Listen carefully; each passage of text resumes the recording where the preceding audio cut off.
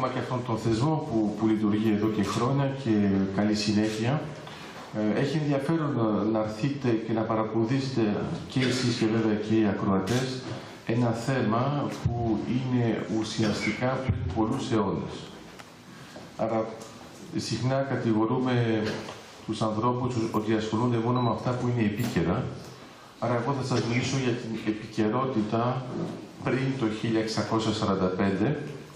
Άρα καταλαβαίνετε ότι θα είναι μερικά δεδομένα ουσιαστικά εκείνη την εποχή που έχουν αφήσει στίγματα και στην εποχή μας και θα αναδείξουμε τις νησιωτικές σχέσεις που έχουν η Κύπρος και η Κρήτη μέσα στο πλαίσιο του Ερωτόκριτου. Άρα υπενθυμίζω μερικά στοιχεία του Ερωτόκριτου, τουλάχιστον σαν μια εισαγωγή. Υποθέτω βέβαια ότι τον έχετε διαβάσει όλοι και ξέρετε ότι υπάρχουν 5 άσματα. Συνολικά έχουμε 10.000 στίχους πάνω κάτω. Είναι 15 σύλλαβοι με ρυθμό στο ημίστιχο 8-7 με έναν τονισμό στα ζυγά συνήθως, αλλά έχουμε και ποικίλες μορφές όσον αφορά τον τονισμό. Είναι ένα ποίημα που έχει και διασκελισμό, είναι μια καινοτομία εκείνη την εποχή.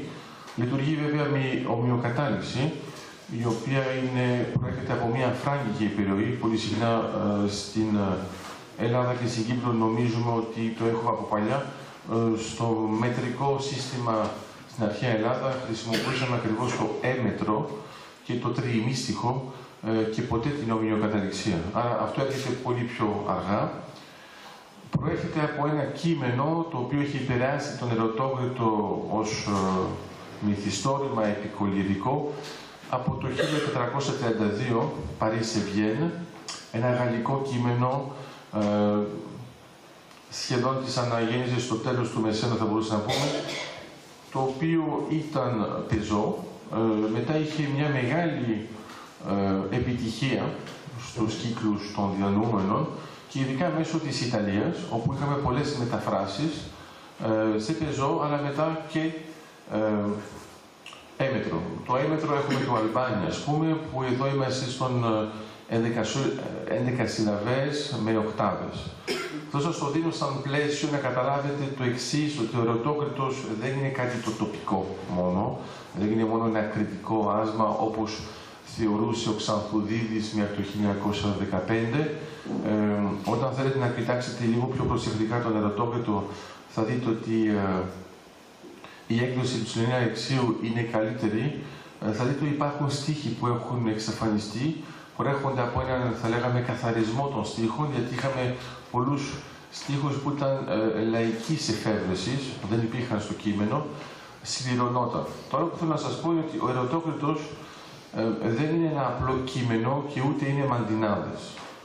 Άρα πολύ συχνά το μπερδεύουμε αυτό το στοιχείο, δεν αποτελείται από δύστιχα και θα δείτε ότι ακόμα και από την αρχή του Ερωτόκριτου έχουμε συστήματα με τετράστιχα, οκτάστιχα, ακόμα και δεκάστιχα, τα οποία έχουν μια ομοιοκαταληξία που είναι συγκροτημένη έτσι ώστε να δώσει έναν αριθμό στον Ερωτόκριτο. Το κείμενο αφορά βέβαια την εποχή, αν θέλετε, της υποσύνης, είναι λογικό, αλλά είμαστε πολύ πιο μετά, γιατί βέβαια η επιρροή έχει γίνει μετά το 1600. Αρχικά θεωρούσαμε ότι ο Χρονάρος είχε γράψει τη θυσία του Αβραάμ, πολλοί από εσάς μπορεί και να το θεωρείτε ακόμα και τώρα, αλλά έγινε αυτή η ανακάλυψη το 1993 και καταλάβαμε όλοι, χάρη σε 2 Ολλανδούς ερευνητές, ότι η θυσία του Αβραάμ δεν είναι του Κορνάρου. Άρα στις σοφές εκδόσεις τώρα βλέπετε ότι δεν υπάρχει πια το όνομα του συγγραφέα και έχει ενδιαφέρον γιατί πριν το χρησιμοποιούσαμε για να πούμε ότι έχει γραφτεί πρώτα η θυσία του Αβραάμ και είναι ένα πρώιμο έργο του Κορνάρου και στη συνέχεια ο Ερωτόκριτος. Άρα αυτό δεν ισχύει, είναι ανεξάρτητα και μπορούμε τώρα να περάσουμε, αν θέλετε, και στο πλαίσιο το ιστορικό που μας ενδιαφέρει ειδικά για το δεύτερο άσμα. Γιατί το δεύτερο άσμα το επιλέξαμε, ειδικά σε αυτά τα δεδομένα, νομίζω και το βιογραφικό σας θα το εξηγήσει. Τα 5 άσματα που έχουμε είναι δομημένα έτσι ώστε να έχουμε 3, το α, το γ και το ε, να είναι πιο πολύ περιεχομένου ερωτικού, ενώ το β και το δ που είναι και, ειδικά το Β είναι το μεγαλύτερο άσμα, και έχει 2.464 στίχους και αφορά το κονταροχτύπημα, το Δ αφορά τον πόλεμο. Εμείς θα επικεντρωθούμε στο κονταροχτύπημα γιατί μερικά πράγματα τα προσπερνάμε και μια που μίλησα για προσπέραση, μπερδευόμαστε σε μερικά βασικά στοιχεία που προέρχονται από πολύ παλαιότερες εποχές. Θα σας δώσω ένα χειροπιαστό παράδειγμα. Πολλοί από εσάς θεωρούν ότι στην Κύπρο οδηγούμε με αυτόν τον τρόπο μετά από την αγγλική επιρροή του 1878. Αυτό βέβαια δεν στέκει και όχι μόνο δεν στέκει, αλλά είναι διπλό λάθος, γιατί ακόμα και αν έστεκε, δεν θα μπορούσε να εξηγήσει γιατί οι Άγγλοι το κάνουν. Άρα στην πραγματικότητα το βλέπουμε ότι είναι από την εποχή ήδη του κονταροχτυπήματος. Και έχει ενδιαφέρον, αλλά αν κάποιος θέλει να σας πείσει ότι είναι από αγγλική επιρροή, να του πείτε ότι είναι τότε του 1300. Γιατί? Για έναν πολύ απλό λόγο, οι περισσότεροι από εμάς είμαστε δεξιόχειροι. Κατά συνέπεια κρατάμε το κοντάρι με το δεξί, την ασπίδα με το αριστερό και βέβαια για να υπάρχει χτύπημα πρέπει να είμαστε τα κοντάρια από την ίδια πλευρά. Θα είναι η ίδια συνήθεια που θα έχουμε με τα σπαθιά όταν θα είμαστε έφυποι. Άρα έχουμε το δεξί μας χέρι, το εξηγώ και το ραδιόφωνο, γιατί άμα κάνω τις κινήσεις μόνο για εσάς, και παίρνουμε το σπαθί από το αριστερή πλευρά και το βγάζουμε. Τώρα φανταστείτε ότι είστε πάνω στον ύπο σας και θέλετε να προστατευτείτε από κάποιον που έρχεται. Σας συμφέρει να είσαστε δεξιά του ή αριστερά του. Θα δείτε πολύ απλά ότι σας συμφέρει να είστε από την πλευρά που είναι και το σπαθί του. Κατά συνέπεια, αυτός ο τρόπος, αν θέλετε, διασταύρωσης είναι ήδη από εκείνη την εποχή.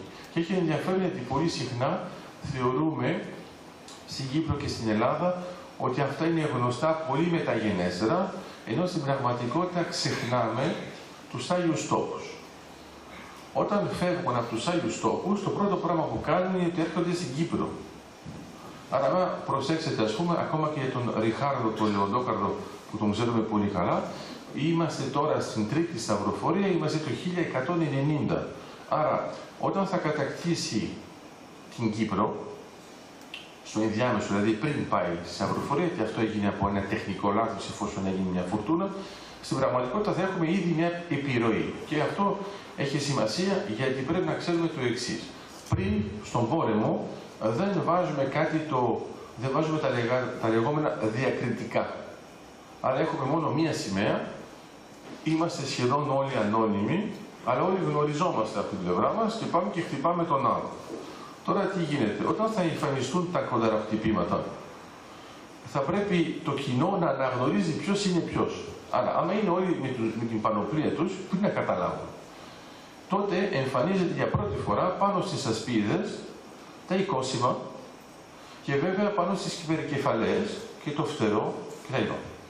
Αυτά τα στοιχεία τα έχουμε ήδη από εκείνη την εποχή και έχει ενδιαφέρον γιατί όταν θα το δούμε στο γαλλικό κείμενο θα υπάρξει, θα το δούμε βέβαια και στις ιταλικές μεταφράσεις και στη συνέχεια, όπως ξέρετε, Βιτσέντζο Κορνάρο είναι από ενετοκριτική οικογένεια, ξέρουμε και τον αδελφό του, τον Ανδρέα, ήταν στην Ακαδημία του Στραβαγκάντη και έχουμε αρκετά στοιχεία και από τα αρχεία της βιβλιοθήκης στη Βενετία, Βιβλιότεκα Μαρτσιάνα, και αυτό μας επιτρέπει να ξέρουμε π.χ.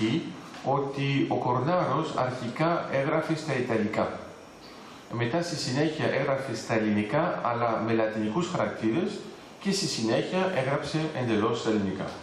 Για όσους είναι παράξενο να θυμάστε ότι είναι ακριβώς το ανάλογο με τον Σολομό. Άρα τα πρώιμα ποίηματα του Σολομού είναι στην πραγματικότητα στα Ιταλικά, αλλά αυτό δεν τον εμπόδισε να γράψει τον ύμνο μας.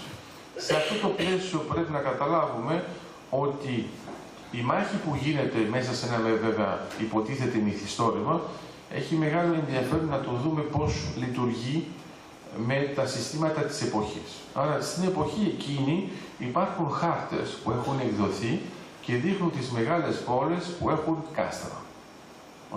Αλλά θα μου πείτε αυτό είναι μια λεπτομέρεια, απλώς εντελώς τυχαία, το είχε παρατηρήσει ήδη ο Καρτοζάν, ένας μελετητής Ρουμάνος, αλλά βέβαια και ο Έλλη Ντάνιελσεν, που είναι αυτός βρήκε κάτι πολύ πιο σημαντικό, θα το εξηγήσουμε στη συνέχεια, να καταλάβαμε ότι αυτό που εμείς θεωρούμε ότι είναι μόνο και μόνο ένα λογοτεχνικό κείμενο, έχει μερικά στίγματα μέσα της εποχής, έχει μάλιστα και επιστημονικές γνώσεις. Μιλάμε για τους σεισμούς, εξηγεί το θέμα της κυκλοφορίας του αίματος, μιλάει για θεολογία, εξηγεί μερικά πράγματα που θα μπορούσαμε να πούμε ότι θα ήταν επιστημονικά αν ήμασταν σε άλλη εποχή. Και όμως στα βάζει, υπάρχουν βέβαια και ηχθικά στοιχεία που προέρχονται από ένα μείγμα εμπειρίας και θεολογίας. Σε αυτό το πλαίσιο επιλέγουμε, όπως ξέρετε, να γίνει το κονταροχτύπημα μόνο και μόνο για να παραγωγηθεί η αρετούσα που δεν μπορεί να βρει την ησυχία της επειδή της λείπει ο Ερωτόκριτος. Άρα είναι ένα τέχνασμα ουσιαστικά το οποίο είναι φτιαγμένο για να παρηγορηθεί η κόρη του βασιλιά και της βασίλισσας, αλλά ταυτόχρονα ποντάρουν στο εξής γεγονός που δείχνει και ένα υπονοούμενο της εποχής, ότι κάποιος που έχει καλή φωνή, κάποιος που ξέρει μουσική, κάποιος που ξέρει να ζωγραφίζει, πρέπει αναγκαστικά να είναι καλός υπότιτλος. Άρα, τι λένε, θα κάνουμε ένα κονταροχτύπημα και αυτός που θα νικήσει θα είναι αυτός. Γιατί δεν έχουν εντοπίσει ακόμα ποιος είναι. Άρα βλέπετε ότι υπάρχει ένα τέχνασμα από την μια πλευρά και ένα στρατήγημα από την άλλη.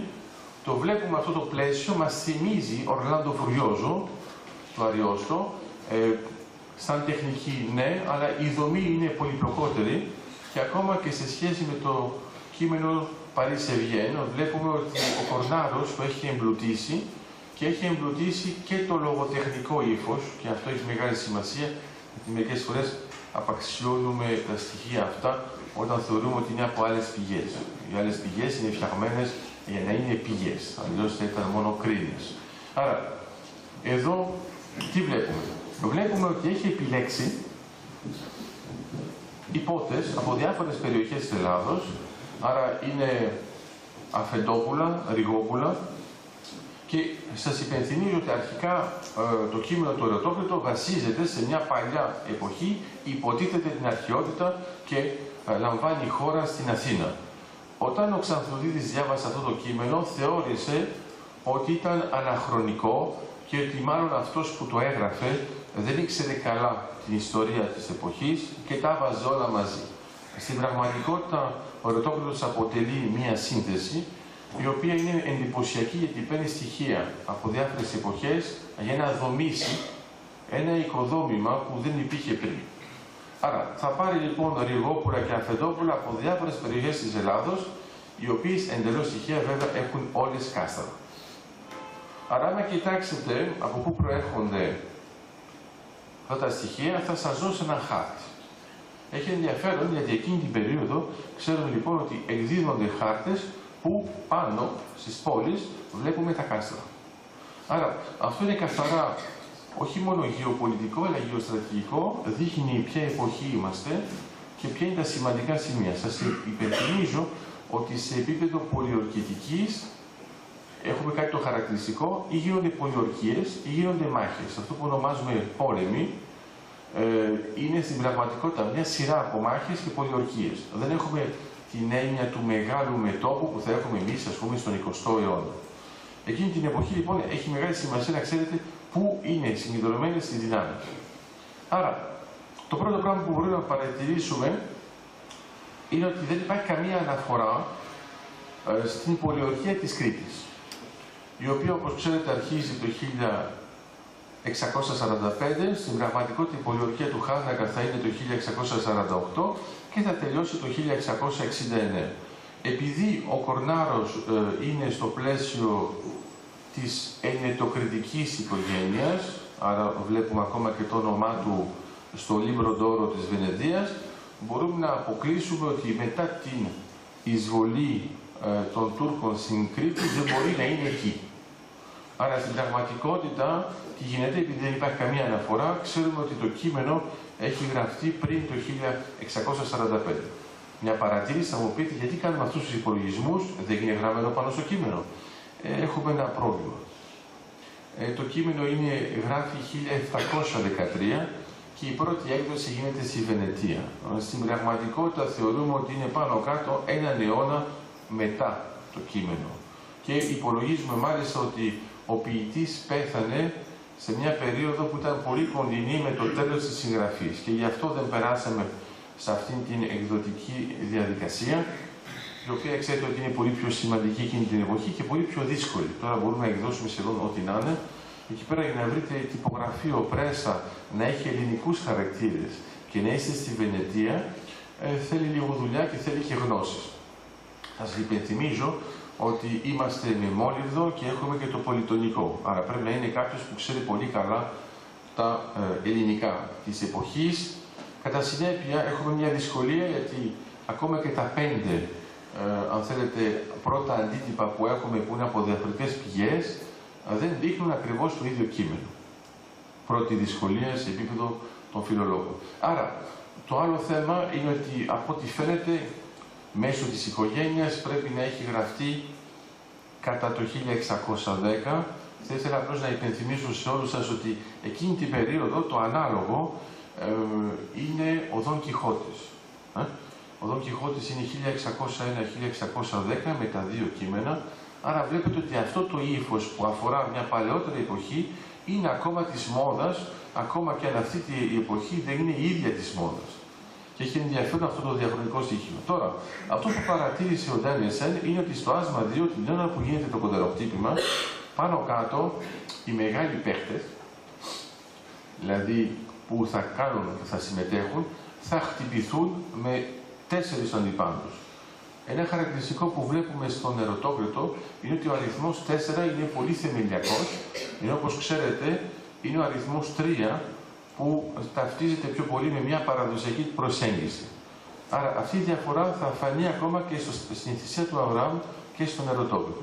Αυτό που παρατηρεί ο Ντάνιελ Σεν και είναι ο πρώτος που το κάνει, είναι ότι έχει σημασία πώς πέφτουν μετά το κονταροκτύπημα. Θα μου πείτε, κοίτα τώρα τι σκέφτηκε ο άνθρωπος να εξετάσει την ώρα του κειμένου. Άρα, πρώτα απ' όλα, να δώσουμε ένα παράδειγμα. Κάθε φορά που έρχεται ένας από τους παίκτες, Αφεντόπουλο, Ριγόπουλο κτλ., έχουμε πάνω κάτω την ίδια περιγραφή, η οποία παρουσιάζεται ως εξής. Μας λέει πάνω κάτω ποιος είναι, σε κάποια φάση θα έχουμε το όνομά του και κάθε φορά θα έχουμε το τσιτάτο, αυτό που είναι γραμμένο πάνω στην περικεφαλαία. Άρα θα έχουμε την περιγραφή της πανοπλίας και έχει ενδιαφέρον γιατί άμα κοιτάξετε μια εικονογράφηση του Πετράκη Λογοδέτη πιο νέα βέβαια, όταν λέω πιο νέα είναι 1670, θα δείτε ότι θα χρησιμοποιήσει μερικά από αυτά τα τεχνικά στοιχεία που θα μας επιτρέψουν να περιγράψουμε ακριβώς το κονταροκτύπημα και κάθε φορά θα είναι γραμμένο 2 στίχοι οι οποίοι εξηγούνται. Άρα, θα ήθελα να σας δώσω τώρα ένα παράδειγμα. Για να αρχίσουμε με ένα παράδειγμα, εγώ συμπληρώνω μέχρι να αρχίσετε και να πάτε προς το μικρόφωνο και να πατήσετε το κουμπί για να μην είναι νεκρός ο ήχος, ειδικά για τους ακροατές. Άρα έχουμε ένα χειροπιαστό παράδειγμα, είμαστε στο 2ο άσμα και έχουμε την είσοδο. Αφεντόπουλος της Μυτιλήνης. Ο πρώτος όπου μαθεντιές ήρθε την ώρα εκείνη. Ήτονε τα Αφεντόπουλον από τη Μυτιλήνη. Εις έναν άλογο ψαρό, πιτίδιος καβαλάρης, όμορφος αξαζόμενος και ρωτοδιό ματάρης. Τα ρούχα όπου σκεπάζεσαι που πάνω τα άρματά του, βλαβά με τ' άστρα τα χρουσά, ίσα η αφορεσιά του. Κι στα άρματά τσι κεφαλής είχε σγουραφισμένο ψηλό βουνί κι στην κορφή λαφάκι δοξεμένο. Και φαίνεται σου εστρέφετο και τη σαΐδα εθώρη και να τη βγάλει εξάμονε και εκείνο δεν εμπόρει. Στο λάφιν από κατωθιό έλεγαν τα γραμμένα. Δείτε και λυπηθείτε με, εις τα έχω παθωμένα. Ίδρωσα και παράδειρα έτσι ψηλά να σώσω κι ως ίσωσα ελαβώθηκα, στέκω να παραδώσω. Πάει ζημιό και πρασκηνά του βασιλιά Σιμώνη και το όνομά του γράφωση καθώς το φανερώνει. Δημοφανής εκράζετο τα γένιο παλικάρι, πολλά τον ετρομάσασι εις τ' ανδριά στη χάρη, πολλά τον ερεχτήκασι για τα όμορφα του κάλλη, εσύρθηκε στον τόπο του για να έρθουσι κι οι άλλοι. Εδώ λοιπόν έχουμε την πρώτη είσοδο, τώρα φανταστείτε ότι θα εμφανιστούν στη σειρά όλοι.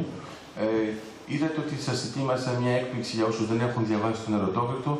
Δεν σας μίλησα καθόλου για την τεχνική δυσκολία όσον αφορά τη γλώσσα.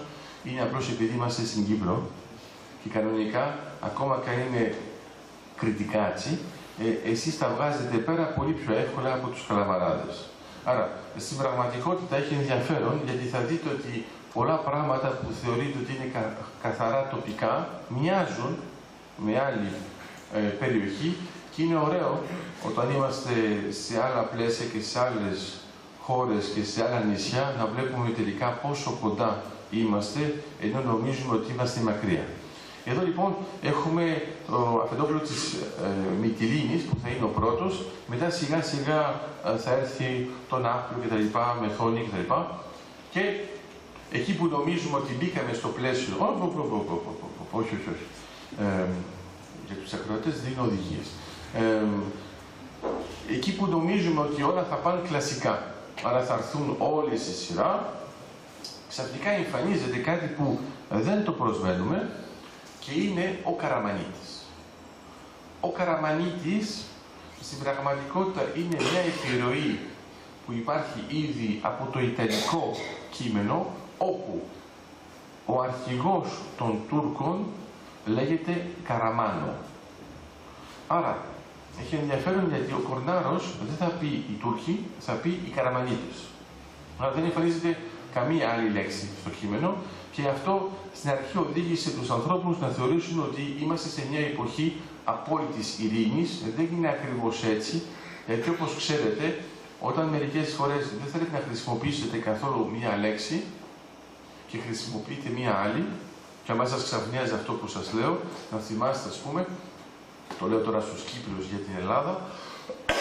Στην Ελλάδα έχουμε χώρες που είναι γύρω μας, αλλά μόνο για μία λέμε οι γείτονες. Για όλους τους άλλους τους ονομάζουμε όπως είναι στη χώρα τους. Έχει ενδιαφέρον. Να το σκεφτείτε νοητικά και να σκεφτείτε μόνο ότι αν είχαμε ένα κείμενο και λέγαμε από ποια περιοχή έρχονται αυτοί, θα λέγαμε βεβαίως τον 21ο αιώνα από τη γειτονιά. Εδώ λοιπόν εμφανίζεται ο Καραμανίτης και σπάζει όλο το πλαίσιο, γιατί κατηγορεί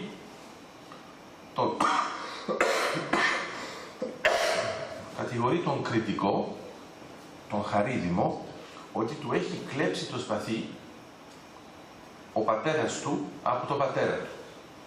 Εδώ πάλι έχει ενδιαφέρον, θα δείτε πώς συνδυάζεται με το γεγονός του κονταροχτυπήματος.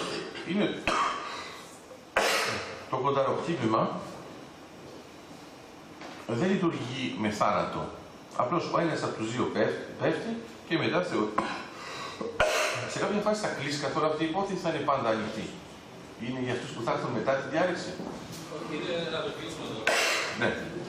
Άρα, μου γιατί με προειδοποίησε η κοπελίτσα εδώ.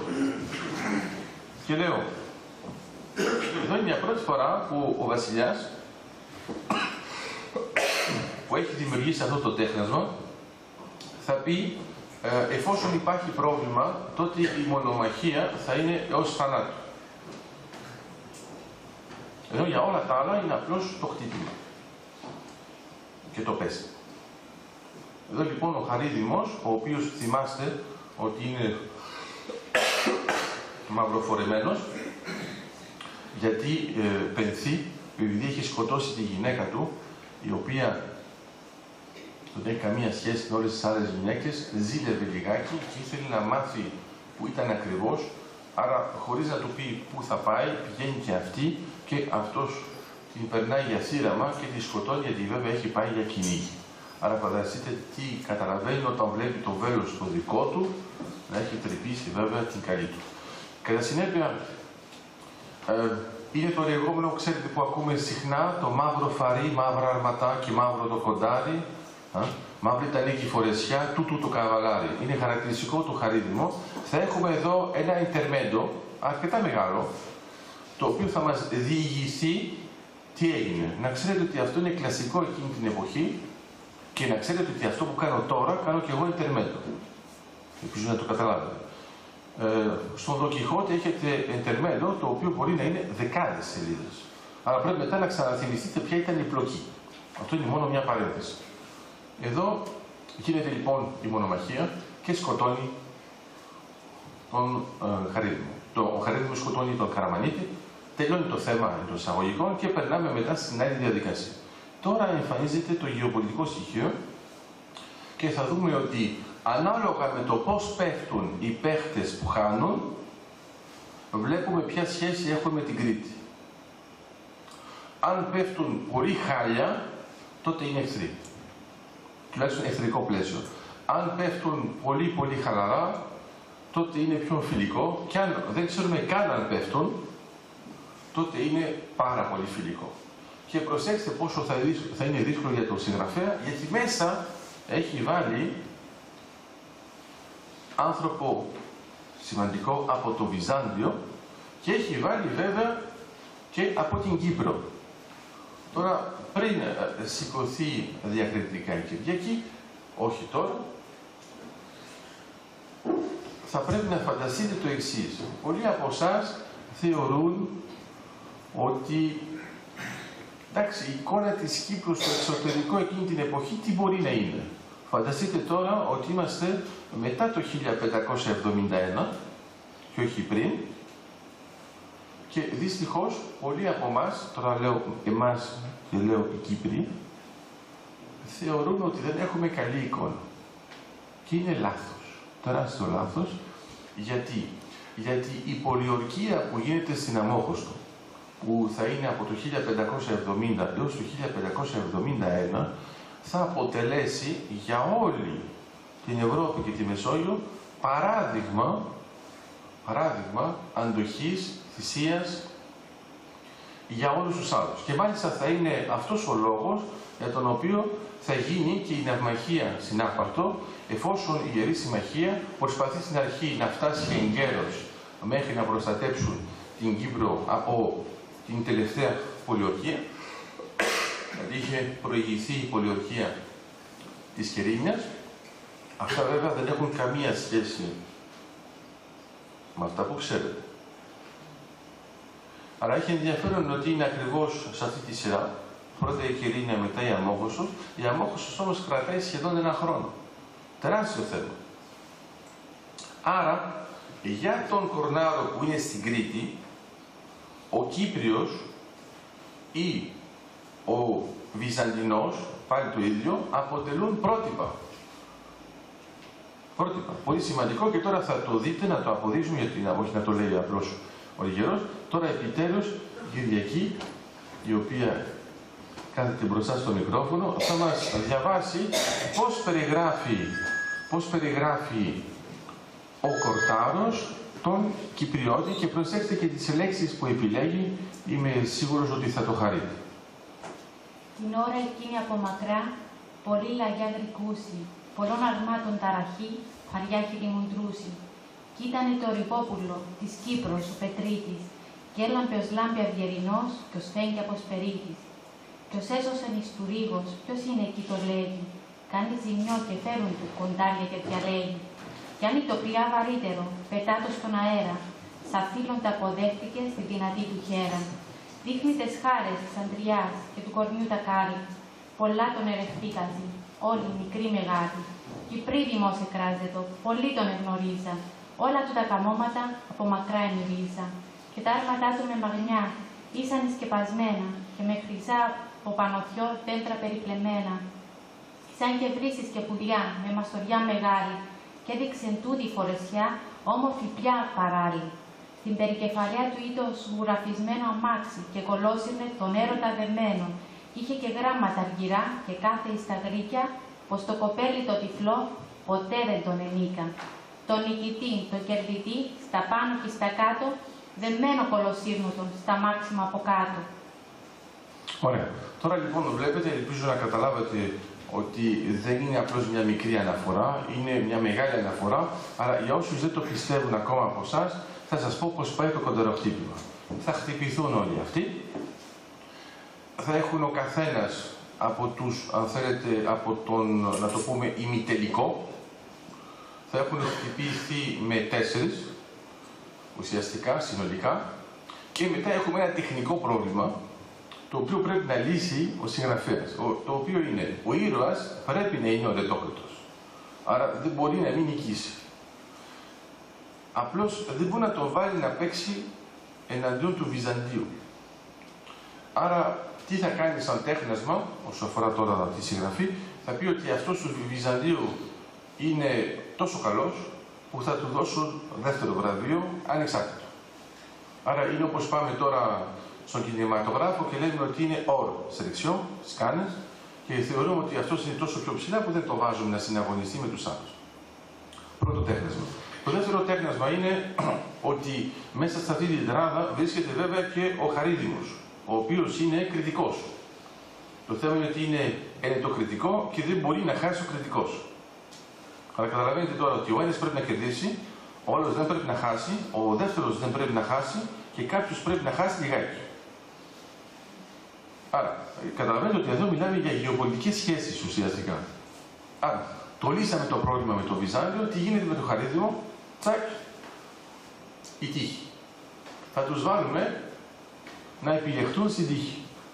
Άρα, δεν βγαίνει ο Χαρίδημος βγαίνει εκτός, φεύγει θυμωμένος βέβαια, γιατί όπως φαντάζεστε είναι ο κριτικός, ο γνήσιος, άρα δεν του επιτρέπουν να παλέψει στον τελικό και τελικά βρισκόμαστε, και εδώ βλέπετε ότι δεν είναι καθόλου τυχαίο, βρισκόμαστε με τον Ερωτόκριτο και τον Κυπριώτη. Δηλαδή, ο Κορνάρος θεώρησε ότι για να φανεί το πιο υψηλό επίπεδο όσο αφορά τον τελικό από όλους αυτούς, βέβαια και οι δυο τους έχουν νικήσει πολλούς από τους άλλους. Για να φανεί όμως ο τελικός, πρέπει να έχουμε κάποιον που να είναι άξιος. Δεν μπορεί να πάει σε έναν πάτο, να πεις εγώ νίκησα τον πάτο. Είναι ακριβώς το ίδιο που θα γίνει και στο τέταρτο άσμα, όπου θα επιλεχτεί στην πραγματικότητα ο Άριστος από τους Βαλάχους, Μολδοβαλαχία, θα το δείτε και πιο πέρα όταν είμαστε στην Ελληνική Επανάσταση, και η επιλογή είναι ότι αυτός προέρχεται από την Φραγκιά. Άρα τι ήθελαν τότε, ήθελαν να γίνει ένας πόλεμος, και εξηγώ πάλι το πλαίσιο και θα δείτε ότι είναι ακριβώς το ίδιο σαν σχήμα. Κάνουν έναν πόλεμο, μέσα στον οποίο ο Ερωτόκριτος θα σώσει τον βασιλιά που τον έχει βάλει στην εξορία, αλλά βέβαια είναι κρυμμένος, δεν τον βλέπουν, δεν τον αναγνωρίζουν, και σε κάποια φάση, επειδή ο πόλεμος δεν πάει καλά, δηλαδή δεν νικάει ούτε ο ένας ούτε ο άλλος, λένε θα πάρουμε δύο πρωταθλητές, ο καθένας θα επιλέξει τον δικό του, θα έχει μια μονομαχία μεταξύ πρωταθλητών και μετά οι βασιλιάδες θα αποδεχτούν ότι το τέλος της μονομαχίας είναι τελεσίδικο για να πούμε ότι ο ένας νίκησε και ο άλλος έχασε. Άρα χρειάζεται αξιόπιστο εχθρό. Και εδώ πάλι έχει ενδιαφέρον, δεν επιλέγουμε τον Καραμανίτη που έχουμε σκοτώσει στο άσμα δεύτερο. Εδώ είναι ακριβώς το ίδιο. Αυτό που θέλει είναι να καταλάβουμε ότι η πιο κοντινή σχέση είναι τα δύο νησιά. Τώρα, αν σκεφτείτε τα νησιά και καταλάβετε πώς πάει Άγιοι Τόποι, Κύπρος, Ρόδος, Κρήτη και μετά θα καταλήξει στη Μάλτα, βλέπετε ότι αυτά είναι όλα νησιά. Αυτή λοιπόν η οριζόντια διαχρονική στρατηγική θα εμφανιστεί και εδώ. Και εδώ τώρα θέλω να διαβάσουμε ένα μικρό κομμάτι, δύο αποσπάσματα ουσιαστικά, για να μην σας κουράσουμε, αλλά πραγματικά σας λέω, άμα δεν έχετε διαβάσει τον Ερωτόκριτο, διαβάστε τουλάχιστον την μονομαχία στο κονταροχτύπημα και τότε θα δείτε το εξής. Βέβαια έχουμε και ένα μικρό ερωτικό στοιχείο, γιατί την ώρα που θα παλέψει ο Ερωτόκριτος θα κοιτάξει και λίγο την αρετούσα, άρα θα πούν πολλά πράγματα χωρίς να πούν τίποτα. Γιατί θυμάστε ότι εκείνη την εποχή θα χρειαστούμε 2.216 στίχους για να ειδωθούν. Και να ειδωθούν με μία γρίλα μεταλλική και δίπλα να είναι και η νένα που να παρακολουθεί τι κάνουν. Καταλαβαίνετε τώρα, δηλαδή, άμα το κάνουμε εμείς αυτή την περίοδο, με τα παιδιά σας, μπορεί να φανταστείτε πόση ώρα θα κρατούσε. Άρα, εδώ λοιπόν, λίγο πριν τη μάχη, βλέπουμε, κοιτάζει αυτό το βλέμμα, σας ζητώ, οι γυναίκες θα καταλάβουν αμέσως τι λένε αυτά τα βλέμματα, οι άνδρες πρέπει να φορέσουν γυαλιά, αλλά μερικοί βλέπω ότι είναι σε φάση υλοποίησης. Πάμε. Άρα ένα μικρό απόσπασμα και θα συνεχίσει αμέσως με το πώς θα λειτουργήσει και θα σας πω μετά εξ αποκαλύψεως τι γίνεται. Πριν να κινήσει τ' άλογον, ο Ρωτόκριτος γυρίζει και την κερά του εις τα ψηλά με πόθο ανατρανίζει. Καλά και δεν εμίλησε τότες οντενεστράφη, τον πόνο τη λαχτάρα του στον άβλεμά του γράφει. Η αρετούσα διάβασε στα μάτια του ότι εχώνει, γιατί σε τούτες τις δουλειές λίγο σημάδι σώνει.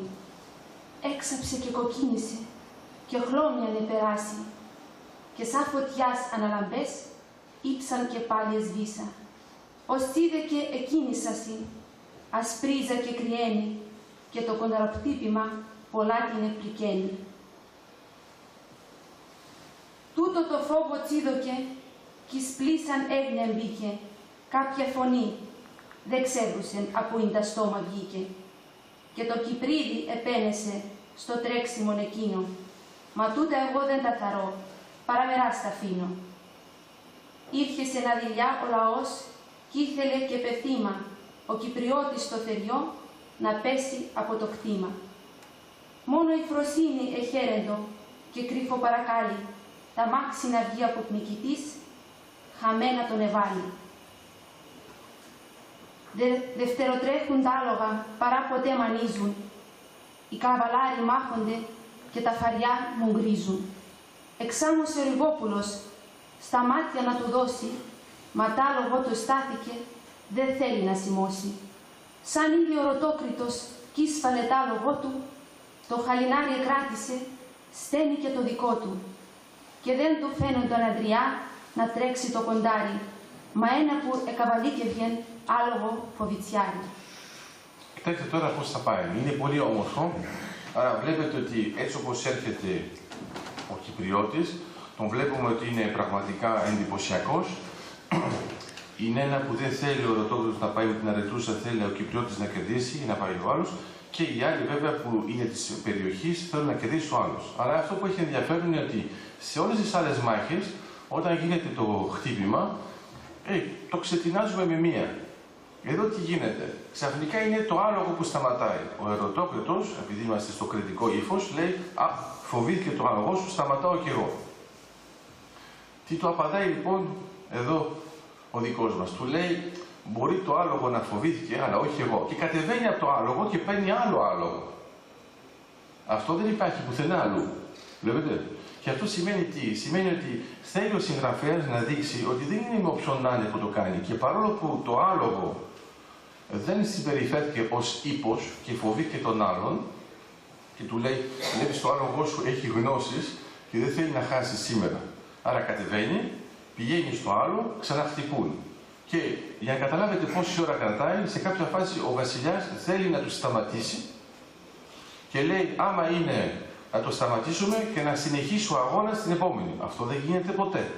Άρα εκεί πέρα μας εξηγεί ο Κορνάρος ότι μανιάζουν και οι δύο και έχουμε πρώτα την περιγραφή ότι τα χτυπήματα πώς λειτουργήσαν. Και στην αρχή βέβαια ανησυχούμε για τον ήρωά μας ότι λέμε «Ωχ, τώρα την έφαγε», γιατί λέει ότι την έφαγε και ζαλίστηκε και είναι στα όρια να πέσει, εντάξει πώς πάει, αλλά επειδή εκεί πέρα βλέπει την αρετούσα και ντρέπεται λιγάκι που θα πέσει, όπου ξανά συνέρθεται και δεν πέφτει.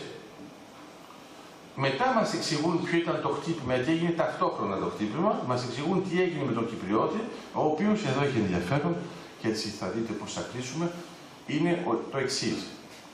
Λέμε ότι χτυπάει πάνω στο κούτελο, το αλίπητο κοντάρι, αλλά λέει μετά ότι αφήνει το χαλινάρι και βγαίνει από τη σέλα.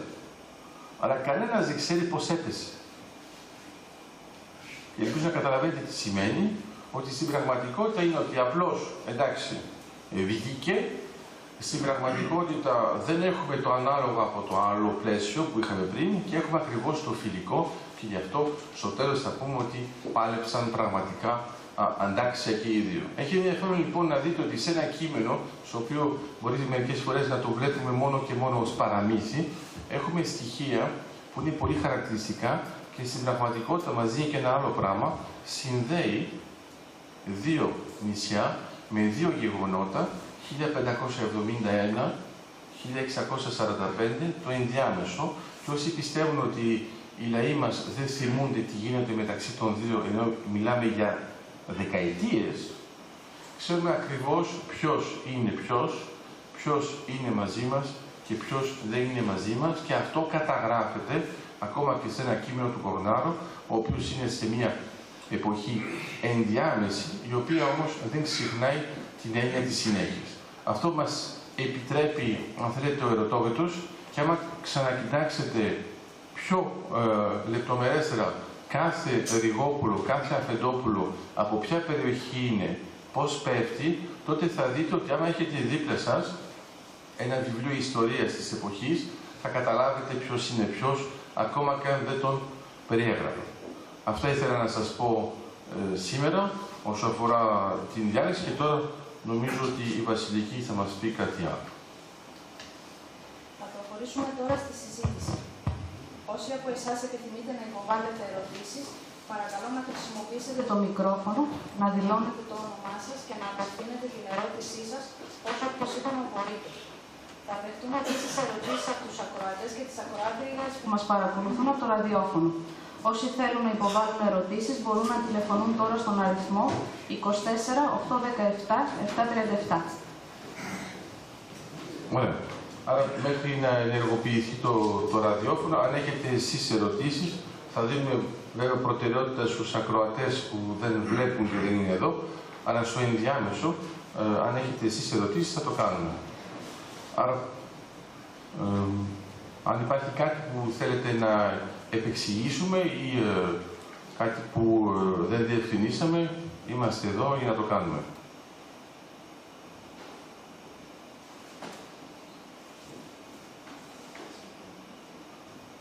Περιμένουμε ακόμα λίγο μέχρι να έρθει η ώρα της πρώτης ερώτησης. Συνήθως είναι η πρώτη που είναι το πρόβλημα. Μετά οι δεύτεροι θέλουν και άλλοι να κάνουν την ερώτηση, εφόσον βγήκε η πρώτη. Άρα, από ό,τι καταλαβαίνω, δεν έχετε καμία συγκεκριμένη ερώτηση. Να κάνεις εσύ την πρώτη ερώτηση. Θέλουμε λίγο πιο διεξοδικά να μας αναφέρετε τα θέματα σχετικά με την πολιορκία της Αμμοχώστου. Ναι, άρα στην πραγματικότητα, όπως είπαμε, υπήρχε μια αναφορά και θέλω να σας υπενθυμίσω το εξής, ότι όλα αυτά που διαβάσαμε τώρα σε σχέση με τον Κύπριο, θα ήθελα να σκεφτείτε πώς θα τα περιέγραφε ο Κορνάρος αν δεν υπήρχε αυτό που έγινε στην πολιορκία της Αμμοχώστου. Γιατί πολύ απλά θα μιλούσε για μια κατεχόμενη περιοχή χωρίς τίποτα το ιδιαίτερο. Κατά συνέπεια, το πιο πιθανό είναι να μην υπήρχε καν αναφορά. Άρα, εδώ έχει ενδιαφέρον γιατί οι δύο αναφορές που γίνονται σε πλαίσιο που δεν παίζει η Βενετία είναι ακριβώς, η μία είναι το Βυζάντιο και η δεύτερη είναι η Κύπρος. Και εδώ πάλι βλέπετε ότι υπάρχει μια προτίμηση, θυμάστε ότι είπαμε ότι είναι ενετοκριτικός, θα μπορούσαμε να πούμε ότι μάλλον είναι πολύ ενετός. Αλλά το πολύ ενετός δεν φαίνεται, μόνο και μόνο υπάρχει μια αναφορά στην επιλογή της ημέρας του πονταροκτυπήματος, που είναι 25 Απριλίου. Είναι η μέρα του Αγίου Μάρκου. Άρα θυμάστε όλοι το λιοντάρι της Βενετίας, εκεί είναι το χαρακτηριστικό και βέβαια αυτό προέρχεται από τα Ευαγγέλια, εφόσον το λιοντάρι αντιπροσωπεύει το Ευαγγέλιο του Αγίου Μάρκου. Άρα στην πραγματικότητα η μόνη τάση που θα μπορούσαμε να πούμε ότι είναι πιο ενετική είναι αυτή, ενώ από την άλλη πλευρά θα δείτε ότι όλα τα ονόματα που έχουν επιλεχτεί, και θα μπορούσα, αν έχω ένα βιβλίο εδώ, να σας διαβάσω συστηματικά τα ονόματα, γιατί όπως ξέρετε όταν έχουμε ένα υποτίθεται μυθιστόρημα, τα ονόματα είναι όλα ψεύτικα. Ναι, όταν είναι κανονικά, άρα κοιτάξτε τώρα πώς πάει. Στην αρχή έχουμε τον Ηρακλή και την Άρτεμη, την Αρετούσα το είπαμε, και αρχίζουν τα ονόματα, έχουν όλα ένα συμβολισμό. Ας πούμε, ο πατέρας του Ερωτόκριτου, ο οποίος βέβαια έχει ένα όνομα που σημαίνει ότι υποφέρω από την αγάπη, είναι ο Πεζόστρατος. Και ποιος είναι ο Πεζόστρατος? Είναι ο στρατηγικός σύμβουλος του βασιλιά. Πεζόστρατος. Αυτοί που έχουν κάνει πεζικό καταλαβαίνουν αμέσως. Ο φίλος του, πώς λέγεται? Ο Πολύδωρος. Βλέπετε. Μετά έχετε την Φροσύνη, η οποία είναι αυτή που θα παρακολουθεί την ένα και θα την αναθρέψει. Μετά έχουμε τη Μυτιλήνη, το διαβάσαμε, είναι ο Δημοφάνης. Έχουμε τον Ανδρόμαχο, τον Φιλάρετο, τον Ηρακλή από την Έγρυπο. Η Έγρυπος είναι στην πραγματικότητα η Εύβοια τώρα, τέτοιο νεγρεπόντι, όπως θα λένε οι Ιταλοί. Ο Νικόστρατος, ο Δρακόμαχος, ο Τρυπόλεμος, ο Γλυκαρέτης. Και τώρα θα δείτε αμέσως μια μικρή διαφορά. Μαντέψτε ποιος είναι ο Σπιθόλιοντας. Το βρήκατε. Ο Ρήγας του Βυζαντίου, πώς λέγεται? Ο Πιστόφορος. Αυτός που σηκώνει την πίστη. Μετά έχουμε λοιπόν τον Δρακόκαρδο, έχουμε τον Χαρίδημο, τον Κυπρίδημο, τον Βλαντίστρατο, τον Άριστο, τον Φρονίστα, τον Πιστέντη. Είναι ρούσι μυστικός του Ερωτόκριτου. Και θέλω να σας πω με αυτά τα πρόσωπα. Όχι μόνο έχουμε τις περιοχές, αλλά έχουμε τα πρόσωπα, έχουμε τα ονόματα, έχουμε την περιγραφή από τις πανοπλίες, έχουμε την περιγραφή από τις περικεφαλές και έχουμε κάθε φορά το στίγμα και θα δείτε ότι βέβαια έχουν πάνω από αυτό το ερωτικό στοιχείο, εκτός βέβαια από τον Κύπριο, ο οποίος είναι πιο δυνατός από τον έρωτα. Εφόσον κατάφερε το κοπέλι που είναι τυφλό να το πιάσει, και που σημαίνει πρακτικά, όπως ξέρετε για τις γυναίκες, ότι δεν πετύχατε την παραγγελία πάνω με το βέρος κτλ. Αυτό λοιπόν σημαίνει ότι εκείνη την εποχή τα δεδομένα, παρόλο που φαίνονται να είναι πολύ πιο παλιά, σχετίζονται βέβαια με το γεγονός ότι το βλέμμα του ενετοκριτικού, παρόλο που η Κύπρος είναι κατεχόμενη, είναι πάρα πολύ θετικό και θεωρεί ότι είναι μάλιστα και παράδειγμα όπως είναι ακριβώς το Βυζάντιο. Και έχει ενδιαφέρον γιατί άμα το σκεφτείτε αυτό, γιατί μερικές φορές λέμε ότι τα πράγματα απλοποιούνται, ουσιαστικά είναι κάτι που είναι λίγο πιο έντεχνο και βέβαια εντελώς τυχαία η τετράδα που τελειώνει, είπαμε, Βυζάντιο, Κύπρος, Κρήτη. Και ο Ερωτόκριτος που βέβαια πρέπει να είναι ο ήρωάς μας. Άρα, αυτό ήθελα να το αναδείξουμε γιατί μερικές φορές δεν τα διαβάζουμε αυτόν τον τρόπο τα κείμενα και θεωρούμε ότι απλώς είμαστε μια λεπτομέρεια, αλλά αυτή η λεπτομέρεια είναι η διαφορά που κάνει τη διαφορά. Έχουμε άλλη ερώτηση? Όχι. Άρα, εγώ συνεχίζω να ανησυχείτε, είμαι σαν το φυσικό αέριο. Όσο μου δώσουν μέχρι 8 και 15 θα έχουμε αναφορές. Ήθελα λοιπόν τώρα να σας πω το εξής, ότι όταν διαβάζετε το κείμενο, ο στίχος, έχουμε μια τάση να ξεχνάμε την ποιότητά του. Και αυτό προέρχεται από το γεγονός ότι δεν τα βάζουμε ξεχωριστά. Δηλαδή, όταν εσείς διαβάζετε 2.000 στίχους, για να εντοπίσετε ποιος είναι ο πιο έμορφος, είναι λίγο δύσκολο. Αυτή η τεχνική την ήξερε ο Διονύσος Σολομός. Άρα τι έκανε, κάπου το έκανε και ο Κάγκος, έβαζε 2 στίχους ξεχωριστά. Δηλαδή, στίχη, κενό, 2 στίχους, κενό, στίχη. Αυτό μας επιτρέπει να αναγνωρίσουμε και την ποιότητα, αν θέλετε, όσο αφορά το λογοτεχνικό κείμενο, είναι ότι όταν τα βλέπετε ξεχωριστά, και έχει ενδιαφέρον γιατί εμείς το κοιτάξαμε από πολύ κοντά για έναν πολύ απλό λόγο, είναι ότι ξέρετε ότι υπήρχε ήδη μετάφραση στα αγγλικά, κάναμε τη μετάφραση από το πρώτο και το δεύτερο άσμα στα γαλλικά, με έμετρο τρόπο, με αλεξανδρινό, δηλαδή με 12 συλλαβές. Και αυτό σας επιτρέπει να δείτε μερικούς στίχους που δεν είναι απλώς μια μορφή λαϊκή, γιατί ακόμα και η γλώσσα, δεν θα μπορούσαμε να πούμε ότι είναι δημοτική, έχει πάρει μερικά στοιχεία ιδιωματικά και μερικά στοιχεία τα έχει προσθέσει έντεχνα ο λόγιος συγγραφέας. Για ποιο λόγο? Για να βάλει μια ετυμολογία κάπως διαφορετική. Και γι' αυτό έχει μεγάλο ενδιαφέρον να κοιτάζετε προσεκτικά τις λέξεις και μια που εσείς είστε και Κύπριοι, μπορεί να τις πιάσετε πιο γρήγορα. Για όσους ανησυχούν, να ξέρετε, το λέω και για τους ακροατές, στην έκδοση του Συντανού Αλεξίου, στο τέλος, έχετε ένα γλωσσάριο, γιατί μερικές λέξεις είναι όμως πολύ πιο έντεχνες. Άρα δίνω ένα παράδειγμα, όσο προλαβαίνω, τον βλέπω, δεν μου κάνει καμία σήμα, ωραία. Ένα παράδειγμα πολύ ωραίο, από τα αγαπημένα μου, είναι η λέξη τορνέση. Άρα βέβαια όταν το βλέπετε αυτό, πού να καταλάβετε τι σημαίνει αυτό, στην πραγματικότητα είναι το νόμισμα της εποχής. Αλλά αυτό το νόμισμα της εποχής είναι επηρεασμένο από μια πιο παλιά, πολύ πιο παλιά λέξη, γαλλική, τουρνουά, που μας έδωσε το τουρνουά, που λέμε κι εμείς, για έναν αγώνα που παίζει ο ένας εναντίον του άλλου και έχουμε αρκετούς, όχι μόνο 2. Το τουρνουά είναι ακριβώς το νόμισμα που είναι στρόγγυλο. Γιατί μερικές φορές αυτές τις λεπτομέρειες δεν τις ξέρουμε και δεν καταλαβαίνουμε τι σημαίνει να λέμε ότι ένα νόμισμα είναι στρόγγυλο εφόσον τα νομίσματα είναι στρόγγυλα. Ναι, να σας θυμίζω ότι η δραχμή, η λέξη δραχμή, σημαίνει χούφτα από καρφιά. Δηλαδή πρώτα τα νομίσματα ήταν καρφιά. Άρα η δραχμή αντιπροσώπευε πόσα καρφιά μπορείς να πάρεις με μία χούφτα και όταν έκαναν την πρώτη δραχμή, η αναλογία, η ισοτιμία αν θέλετε, ήταν ακριβώς αυτή η χούφτα και η δραχμή. Άρα αυτή η λέξη έμεινε με αυτόν τον τρόπο.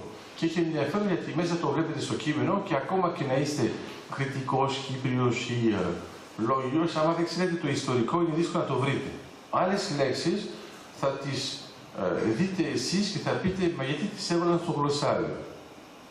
Θα πείτε «Τις ξέρουμε». Πρέπει να φανταστείτε ότι ανάλογα με τις περιοχές που βρισκόμαστε, μερικές λέξεις είναι πιο δύσκολες από τις άλλες. Αλλά εδώ δείχνει επιπλέον ένα μεγάλο πλούτο όσο αφορά στο λεξιλόγιο.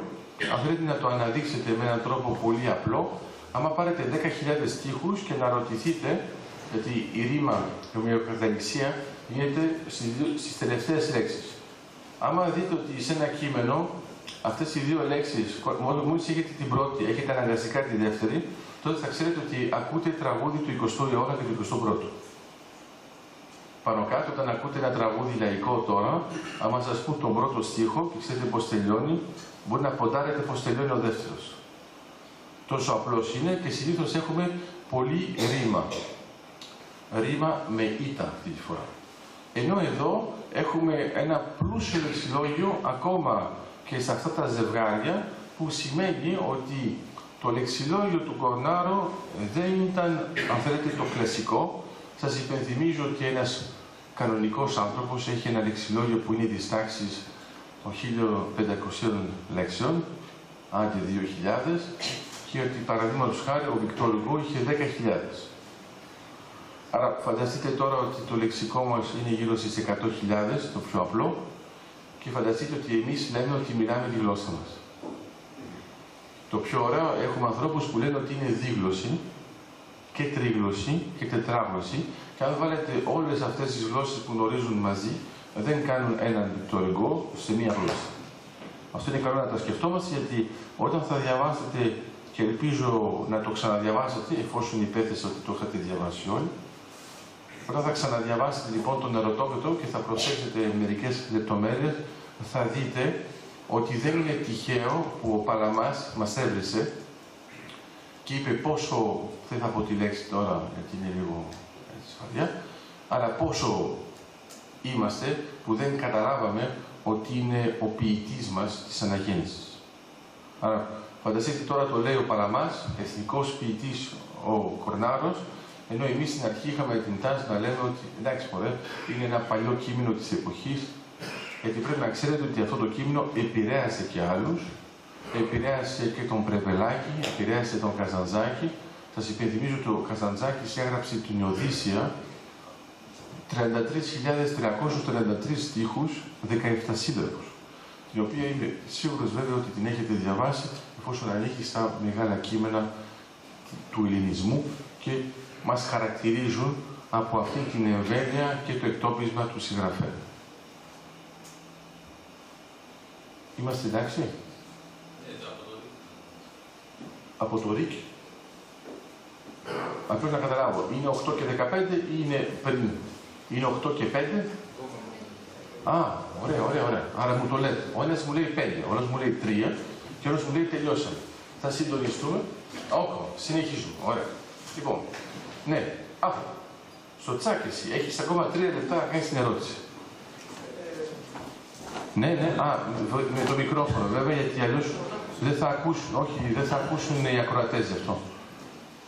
Ονομάζομαι Αντώνη, σε ευχαριστούμε για την παρουσίαση.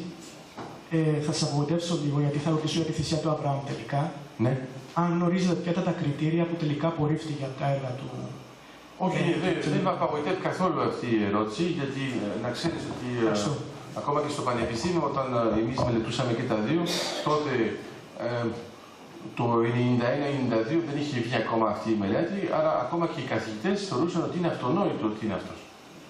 Η πρώτη τεχνική που κάνουμε έχει σχέση με το λεξιλόγιο και αυτό είναι κάτι που δεν μπορείς να κρύψεις ως συγγραφέας, είναι ότι όταν γράφεις η θυσία του Αβραάμ είναι στους 900 στίχους, εδώ είναι 10.000, καταλαβαίνεις ότι όταν γράφεις αυτό είναι δύσκολο να μην εμφανιστούν ελαττώματα.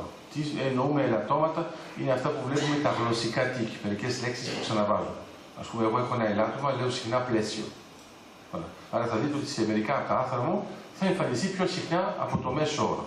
Άρα η πρώτη ανάλυση που γίνεται είναι θέμα στατιστικής, μετά είναι θέμα της ομοιοκαταληξίας που βλέπουμε σε πόσο βαθμό βασίζεται και μετά είναι καθαρά εντελώς φιλολογικά που βλέπουμε μέσω των μαθηματικών και των στατιστικών πώς δομείται η φράση. Π.χ. γιατί είναι 15 σύλλαβος, αλλά είναι εύκολο να το δούμε. Μερικές λέξεις τις βάζουμε ανάποδα. Το έχεις προσέξει στην πίεση, το κάνουμε αυτή την ελευθερία και μπορούμε να δούμε ποιες βάζουμε συνήθως ανάποδα και ποιες δεν βάζουμε ποτέ ανάποδα. Και εδώ βλέπουμε ότι τα κείμενα, είναι μεγάλη μελέτη, είναι ολόκληρο βιβλίο, βλέπουμε ότι τα κείμενα δεν συγκρίνονται καθόλου σε αυτό το πλαίσιο, ενώ, για να δείτε πώς λειτουργεί καλά, άμα πάρω το κείμενο ολόκληρο του Ερωτόκριτου και πάρω τώρα μόνο ένα απόσπασμα του Ερωτόκριτου και κάνω τη σύγκριση, θα δω τα ίδια. Άρα είναι ο συσχετισμός, αλλά βέβαια αυτό υπενθυμίζω ότι χρειάζεται βέβαια και υπολογιστική ισχύ, γιατί τότε μπορούμε να συγκρίνουμε όλα αυτά που με το μάτι δεν φαίνεται τόσο ξεκάθαρα. Αλλά η μελέτη είναι πολύ ξεκάθαρη και τώρα έγινε αποδεκτή από όλους τους ειδικούς, παρόλο που πριν έλεγαν ότι δεν φανταζόταν ότι θα ήταν ο ίδιος συγγραφέας, αλλά στην πραγματικότητα κοίταζαν μόνο και μόνο το ιστορικό και πάνω κάτω ότι ήταν γραμμένο μέσα, ότι ήταν γραμμένο και το 1635 αυτός που έγραψε τη Σιτία και όταν βγάζουμε μερικά στοιχεία και μερικούς στίχους βλέπουμε ότι καταραίει αυτή η προσέγγιση και μας μένει το καθαρά μαθηματικό φιλολογικό μοντέλο, που είναι όντως πολύ χτυπητό. Υπάρχουν καθόλου χειρόγραφα για να γίνει σύγκριση? Εννοείς χειρόγραφα, πραγματικά χειρόγραφα? Στην πραγματικότητα όχι. Έχουμε τα κείμενα που είναι τα πρότυπα, δηλαδή είναι τυπογραφημένο. Αλλά είναι πάνω σε αυτό το πλαίσιο. Το χειρόγραφο δεν αλλάζει καθόλου αυτή την προσέγγιση, γιατί το μόνο που μπορεί να γίνει είναι να μην έχει γίνει σωστή αντιγραφή. Αλλά σε τόσο πολλούς στίχους, δηλαδή δεν μιλάμε να συγκρίνουμε δύο ποίηματα που είναι 10 στίχους ο καθένας, γιατί αυτό δεν σημαίνει απολύτως τίποτα. Μπορεί να έχουμε έναν συγγραφέα και έναν ποιητή που να γράφει δύο εντελώς διαφορετικά. Σε τέτοιο μέγεθος, με 15 σύλλαβο και με αναγκαστικές ρήμες, με έναν αριθμό 8-7, επί 10.000 είναι δύσκολο. Για να σας δώσω ένα παράδειγμα χειροπιαστό, εγώ όταν το μετέφραζα, σιγά σιγά στο τέλος της ημέρας άρχιζα να μιλάω με 12 Και αυτό το βλέπετε πολύ χαρακτηριστικά. Άμα διαβάσετε Μολιέρο και διαβάζετε λοιπόν όχι πεζό, αλλά με ομοιοκαταληξία, θα δείτε ότι στο 12 κάθε φορά, εδώ είναι 12 Όταν μετά γράφει πεζό, ξαφνικά βλέπετε τα λεγόμενα λευκός στίχος. Ο λευκός στίχος είναι αλεξανδρινός στίχος, ο οποίος από συνήθεια να γράφει με αυτό το ύφος, μπαίνει και στο πεζό. Και μπορούμε να τα εντοπίσουμε. Αυτό είναι μια ωραία ανάλυση που γίνεται ανάποδα, σε επίπεδο φιλολογίας, αλλά με πληροφορική, ότι όταν διαβάζουμε ένα κείμενο και μπορούμε να εντοπίσουμε γρήγορα μέσα στο κείμενο, ακόμα και αυτόματα, π.χ. σε εμάς 15 σύλλαβους έτσι, ξέρουμε ότι αυτός γράφει ποίηση. Πάει ανάποδα. Αλλιώς δεν του βγαίνει με αυτόν τον τρόπο. Αυτό ήθελα να σας πω. Τώρα νομίζω ότι το ΡΙΚ ακολούθησε. Τώρα εσείς είσαστε εντελώς ελεύθεροι. Το ΡΙΚ μας έχει απελευθερώσει. Μπορώ και να σβήσω ακόμα και το μικρόφωνο από ό,τι φαίνεται. Αλλά αν δεν έχετε ερωτήσεις, είστε εντελώς ελεύθεροι και μπορείτε να φύγετε τώρα κάνοντας ακόμα και θόρυβο, εφόσον δεν είμαστε πια μέσα στην εκπομπή. Ευχαριστώ και πάλι για τις αντοχές σας και βέβαια για την καλή ανάγνωση που θα κάνετε για δεύτερη φορά.